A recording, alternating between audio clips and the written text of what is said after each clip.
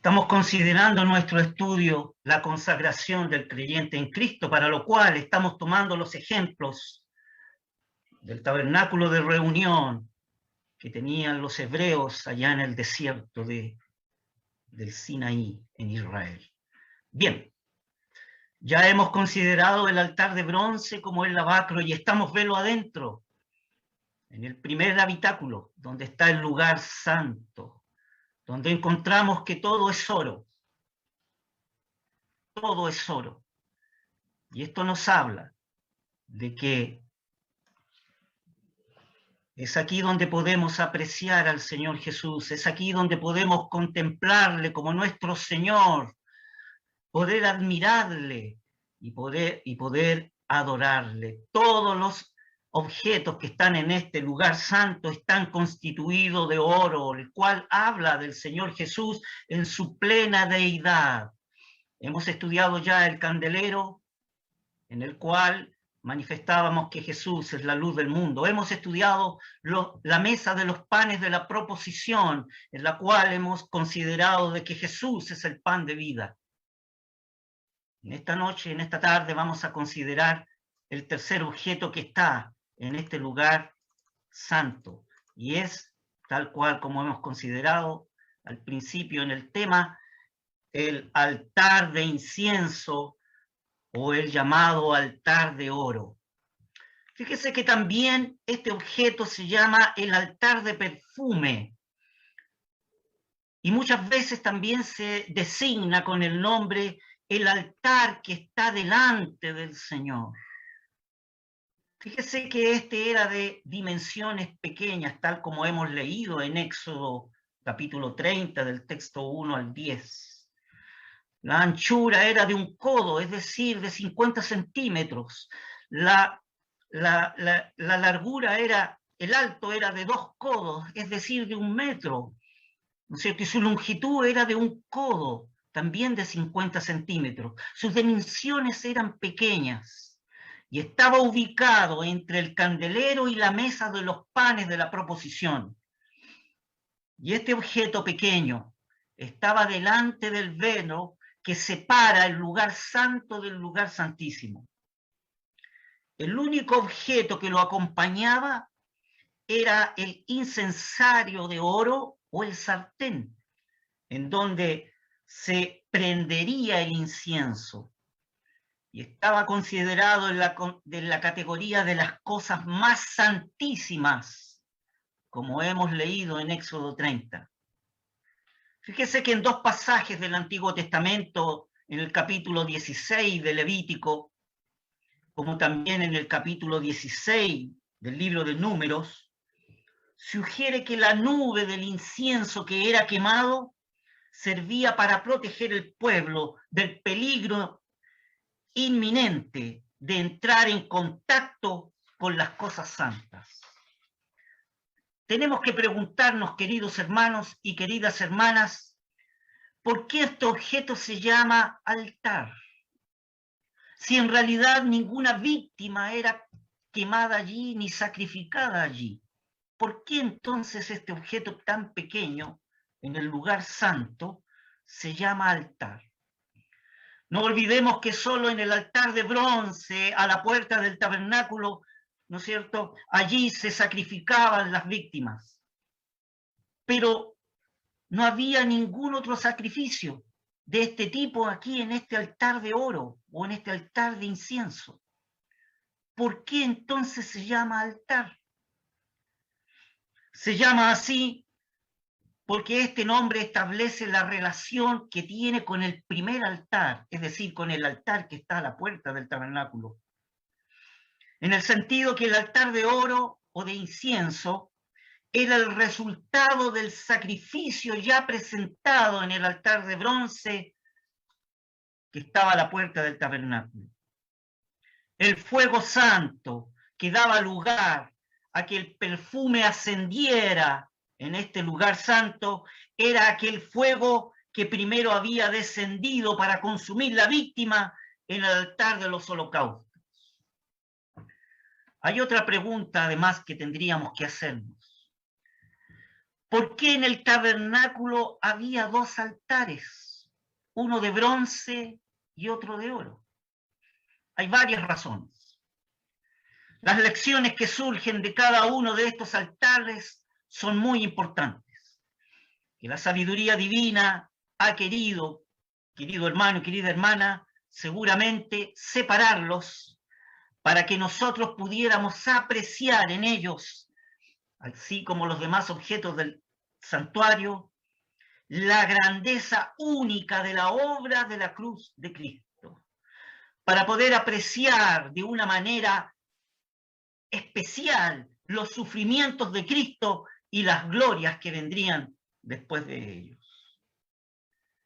Tenemos algunos puntos entonces importantes a considerar.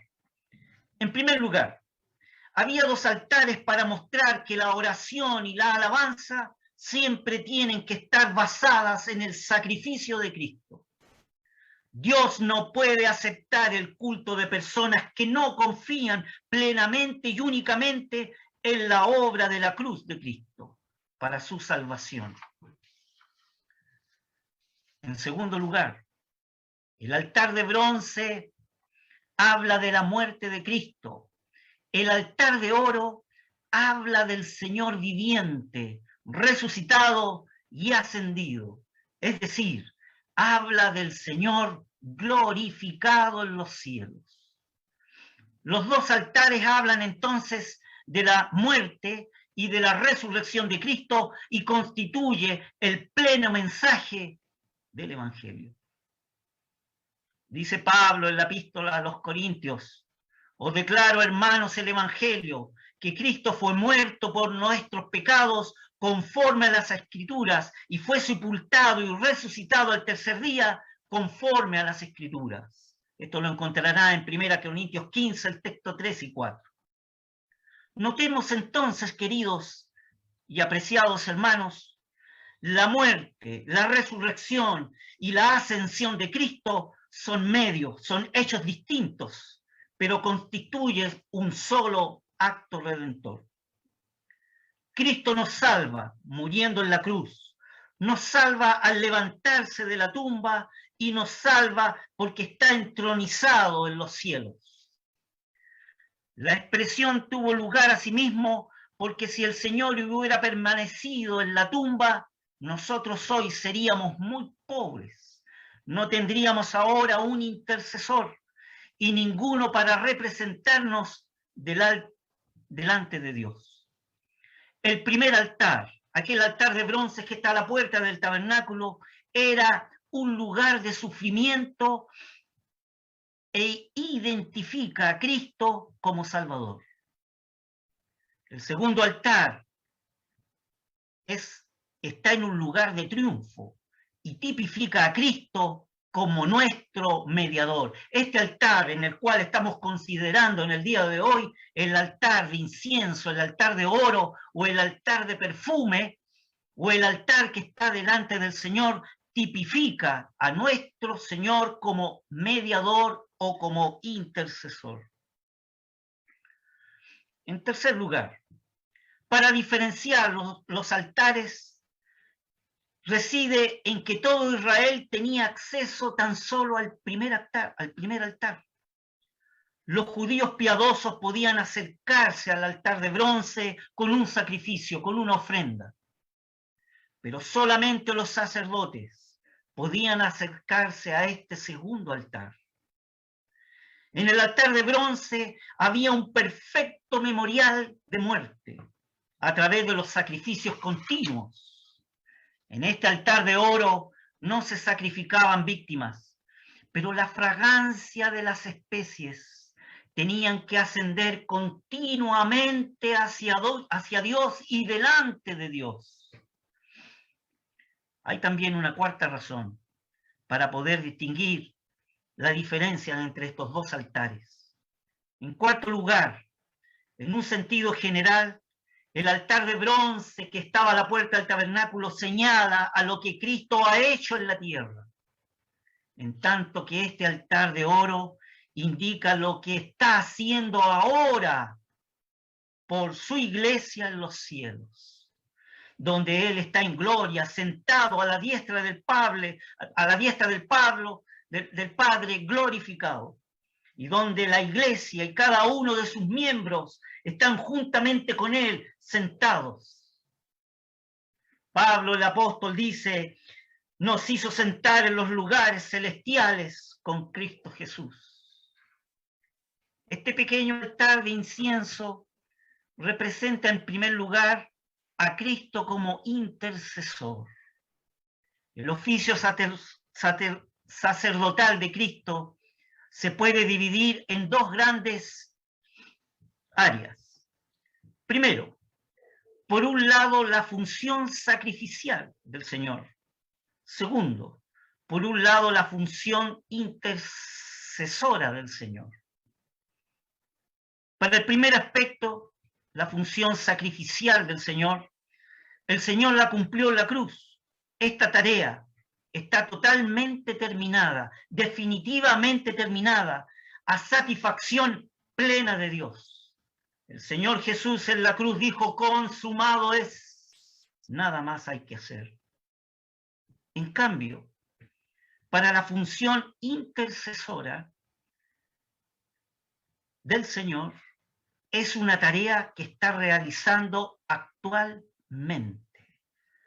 Recordemos que en el gran día de expiación, que con la ayuda del Señor lo veremos en 2 estudios más, el día de Yom Kippur, el cual está ampliamente descrito en Levítico capítulo 16, fíjese que el humo del incienso acompañaba al sumo pontífice, al sumo sacerdote, en su primera entrada al lugar santísimo. Lo que las figuras del Antiguo Testamento simbolizan, Cristo lo ha cumplido plenamente. Y lo ha cumplido realmente en el santuario celestial, aquel santuario en el cual no está hecho de mano por el hombre. El incienso entonces es una figura de la oración. Pero aquí lo estamos viendo en su más elevada expresión, cuando el que ora no es nada menos que el Hijo de Dios. El altar del incienso representa a Cristo en su tarea actual. Habiendo terminado la obra de redención, Él ha penetrado en el lugar santísimo, en el santuario verdadero. ¿Para qué? ¿Para qué Él ha entrado allí? Para constituirse en el grande y único mediador que en el Nuevo Testamento presenta entre Dios y los hombres. Este gran intercesor, que es Jesucristo, hace dos cosas. Primero, Él está abogando por nuestra causa y está oyendo nuestro clamor. La tarea del Señor, que realiza como sumo pontífice ante su pueblo, por su pueblo, ante Dios, lo podemos dividir así. Primero, Cristo ha asegurado para los que confían en Él, para los suyos, el acceso al lugar santísimo donde Él mismo está. Consuélese, querido hermano, querida hermana, ante las distintas circunstancias que usted puede estar pasando en su vida. Porque el Señor Jesús ha asegurado para los que confían en Él un acceso privilegiado al lugar santísimo donde Él mismo está. Y el creyente, aquel que está en una situación aquí en la tierra, tiene este acceso, lo tiene ahora y no cuando usted muera o cuando usted parta delante del Señor. Pero lo tiene por la sangre de Cristo, es decir, tiene este privilegio de estar representado en el lugar santísimo en virtud del mérito infinito del sacrificio que el Señor Jesús hizo en esa cruz del Calvario, en esa cruz de ignominia. Notemos, queridos hermanos, queridas hermanas, que el sacrificio del Señor fue hecho en el Calvario una sola vez, pero su efecto es eterno y su mérito de esa obra es infinita. Aquí es como si contempláramos el altar de bronce y su resultado. que es la escena del sacerdote de Israel, entrando una vez al año al lugar santísimo. Vamos a recordar, para los que no conocen en detalle lo que hacía el sumo sacerdote en el día de expiación. Primero, una vez realizada la ofrenda de expiación, el sumo sacerdote tomaba de la sangre en un recipiente y caminaba por el atrio hacia el lugar santo, para luego entrar en el lugar santísimo, no sin sangre. Es una figura de Cristo, nuestro Señor, que después de haberse ofrecido su sacrificio en la cruz, ha entrado al lugar santísimo, pero al lugar verdadero, a la presencia de Dios, que se encuentra en el cielo. Es aquí donde brilla la salvación del primer altar de bronce, que habla de la salvación que tenemos en Él y que usted tiene en Él. El sacrificio de Cristo fue una respuesta a la santidad, a la justicia de Dios y a los requerimientos que el Señor, nuestro Padre, tenía, y a los requerimientos de la santidad divina con relación al pecado. Su sacrificio fue la respuesta final, definitiva, una respuesta espiritual, una respuesta de amor a la santa voluntad de Dios, llena de gracia, para atender la terrible situación del hombre pecador. ¿Cuál es la reflexión aquí, queridos hermanos, queridas hermanas?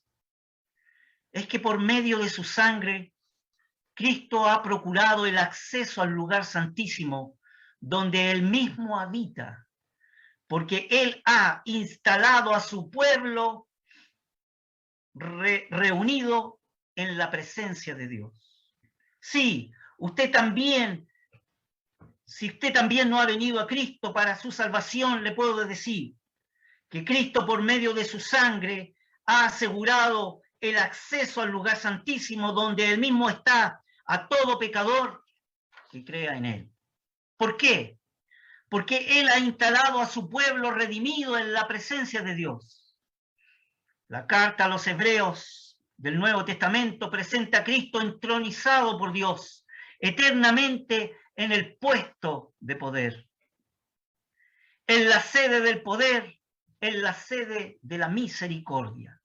Por esta razón, Cristo puede salvar perpetuamente a los que por medio de Él se acercan a Dios, tal como dice Hebreos en el capítulo 7, el texto 25, por lo cual puede también salvar eternamente a los que por Él se allegan a Dios, viviendo siempre para interceder por ellos.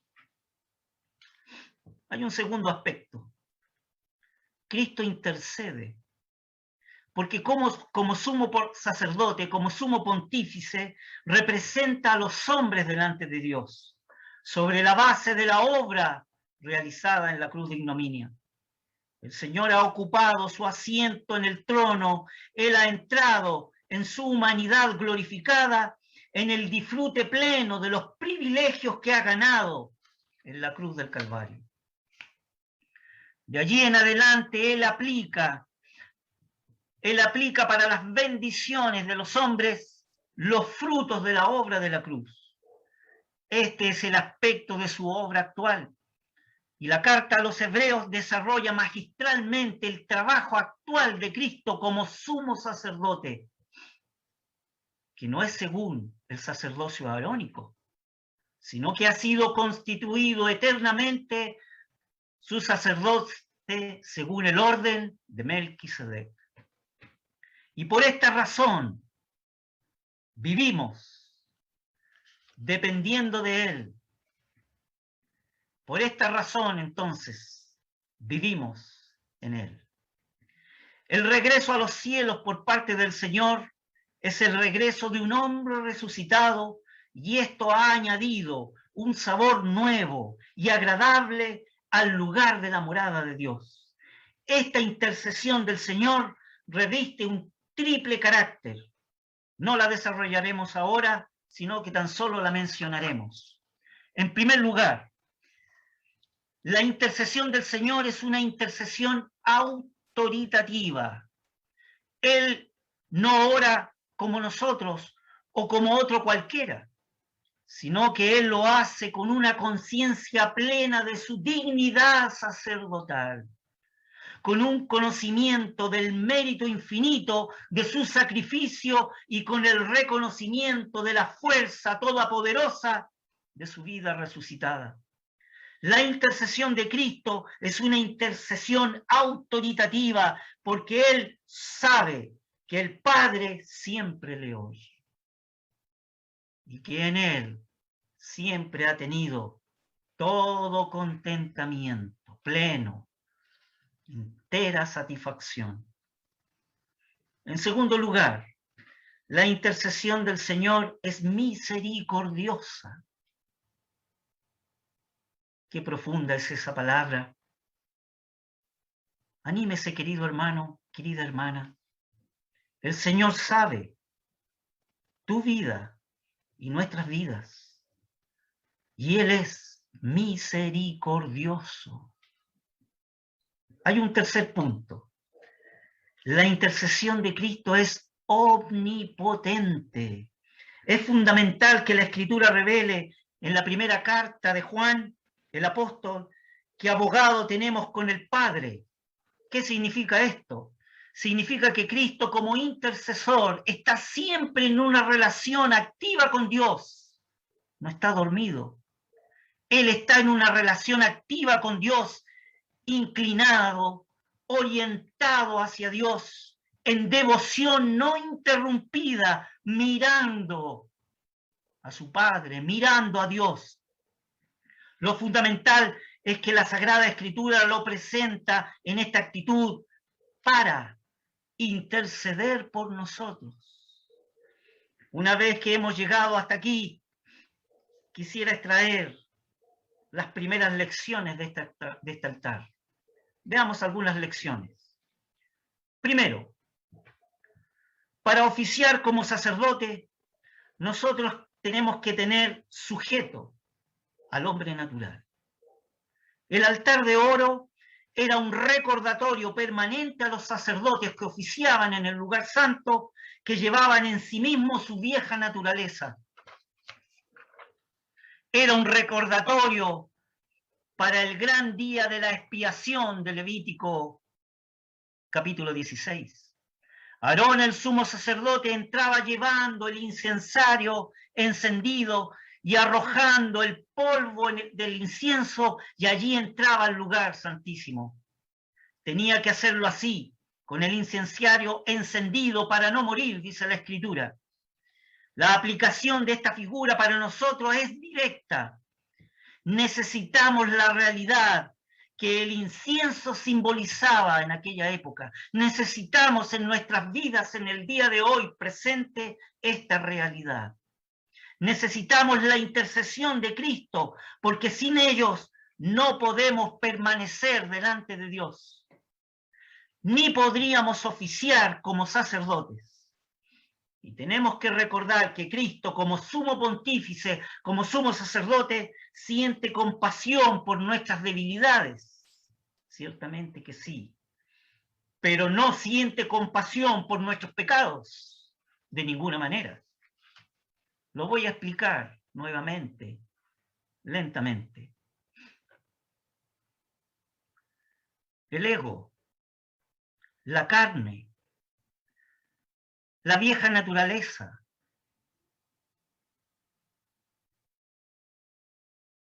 aquella vieja naturaleza caída, que ha sido condenada y ha sido puesta a un lado. La carne, nuestra vieja naturaleza, no puede ser utilizada para glorificar a Dios. Nuestra carne, nuestra vieja naturaleza caída, no puede ser utilizada para glorificar a Dios. Nuestro sumo pontífice, nuestro sumo sacerdote, el Señor, dedica su amor hasta lo sumo para mantener a los suyos completamente protegidos en medio de los peligros de este mundo. Pero tiene una tarea especial que cumplir dentro de nosotros para que aprendamos la penosa disciplina de mortificar las obras que nuestra carne produce y delante de Dios. Sobre este punto de mortificar las obras de la carne, ya hemos hablado algo anteriormente cuando tratamos y estudiamos el lavacro, allí en el atrio del tabernáculo.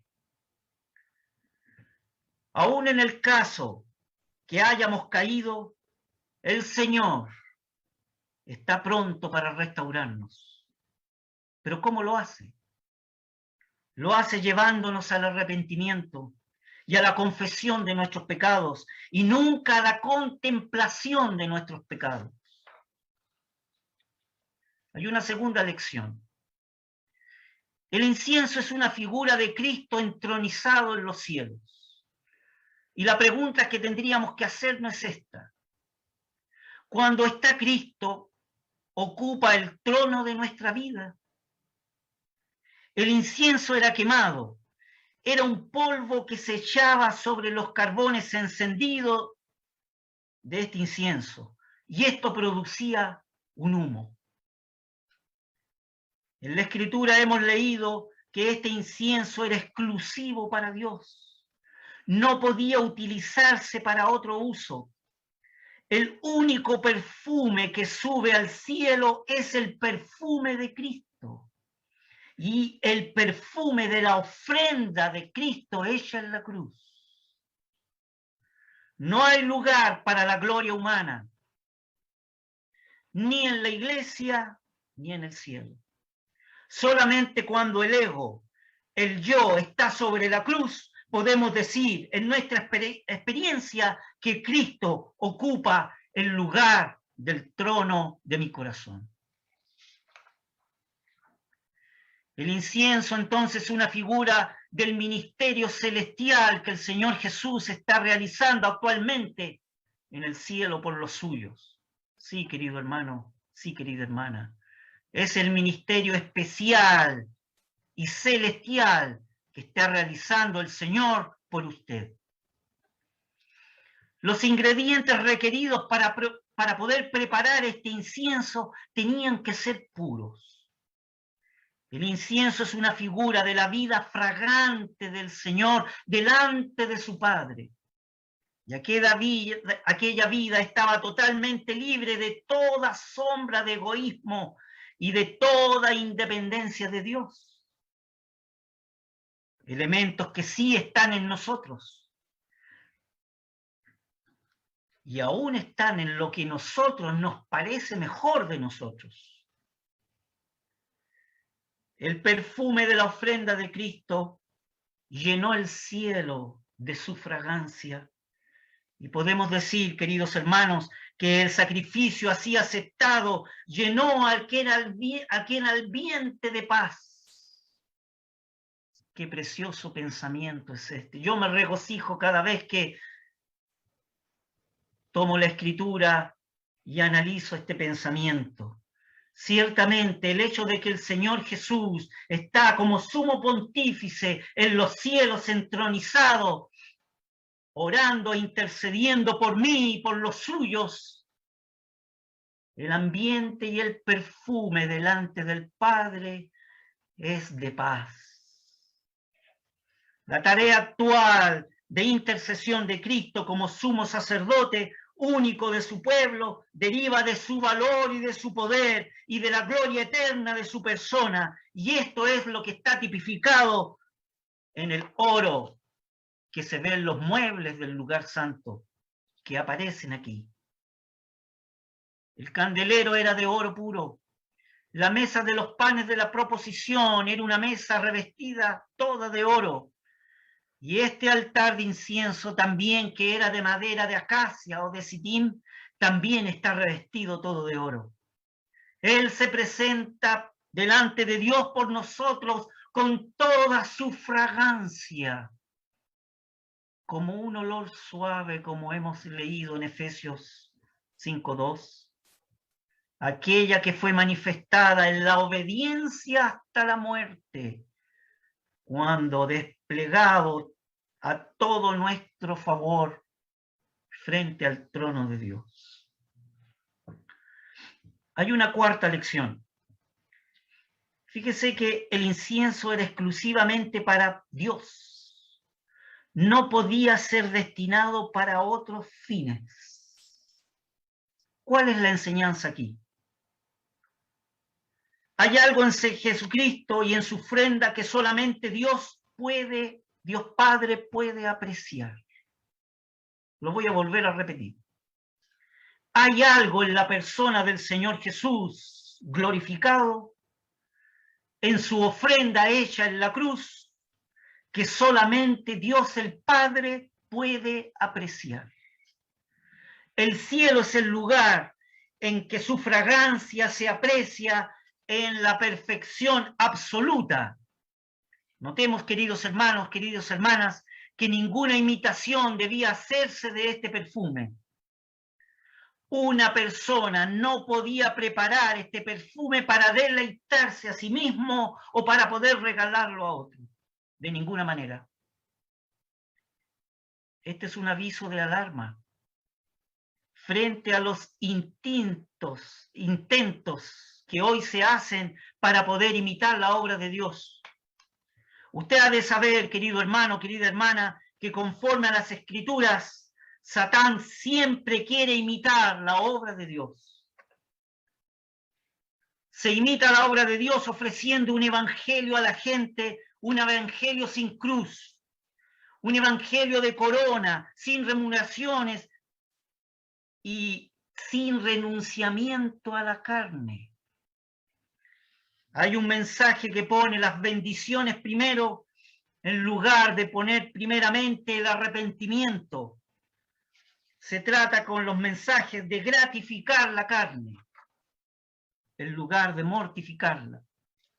El ego y el yo no reciben ninguna condenación. El verdadero evangelio no deja lugar para la exaltación del hombre, ni para alimentar su vanidad. Voy a volver a repetirlo. El verdadero evangelio escritural no deja lugar para la exaltación del hombre, ni para alimentar su propia vanidad. Es un mensaje, por el contrario, habla de una regeneración, de una renovación, como la obra del Espíritu Divino en aquel que ha creído en Cristo, después de haber considerado sus pecados, después de haberse considerado un hombre vil y haber mirado con fe la obra de satisfacción hecha por el Señor Jesús en la cruz y haber creído que la sangre derramada le limpia de toda maldad y que Él resucitó al tercer día para su justificación, para poder reparar lo que el pecado ha destruido en el hombre. Hay una quinta lección. El altar de incienso es un tipo de Cristo en su más elevado ministerio, como sumo sacerdote y como sumo pontífice en favor de los suyos. Hoy nuestro acercamiento a Dios es posible, como dice la carta a los hebreos, ahora en la consumación de los siglos. Cristo se presenta una vez para siempre por el sacrificio de sí mismo, para quitar de en medio el pecado. Para quitar de en medio el pecado. La revelación no puede ser más terminante. El acercamiento del creyente pecador es posible porque ha sido quitado mediante el sacrificio de Cristo en la cruz. Es aquello que se opone a Dios en mí. Lo que el Señor ha hecho es quitar de en medio el pecado. Notemos, queridos hermanos, queridas hermanas, la comparación implícita de la entrada del sumo pontífice levítico, como hemos dicho. La nube del incienso cubrirá el propiciatorio para que no muera. Y la oscuridad del lugar y la nube del incienso velaban la indignidad del sacerdote cuando se presentaba en el lugar santísimo delante de Dios. Velaba para el sacerdote la gloria de Dios. Esa oscuridad y esa nube ocultaban la pecaminosidad del hombre para que no muriera ante la gloria de un Dios santo de un Dios 3 veces santo. ¿Cuál es la gran lección aquí? La gran lección es que ya no hay más nubes entre el hombre y Dios. Cristo está presentado delante de Dios, cara a cara, con Dios, sin nubes. Él se presenta ahora no solo en su propio nombre, sino también en el nombre de otros. Y estos otros son hombres pecadores redimidos, es decir, su pueblo. Él ha entrado por nosotros, Él ha entrado porque nosotros somos el fruto de la aflicción de su alma, la cual Él está intercediendo eternamente hasta cuando Él venga a buscar a su iglesia en el día de hoy.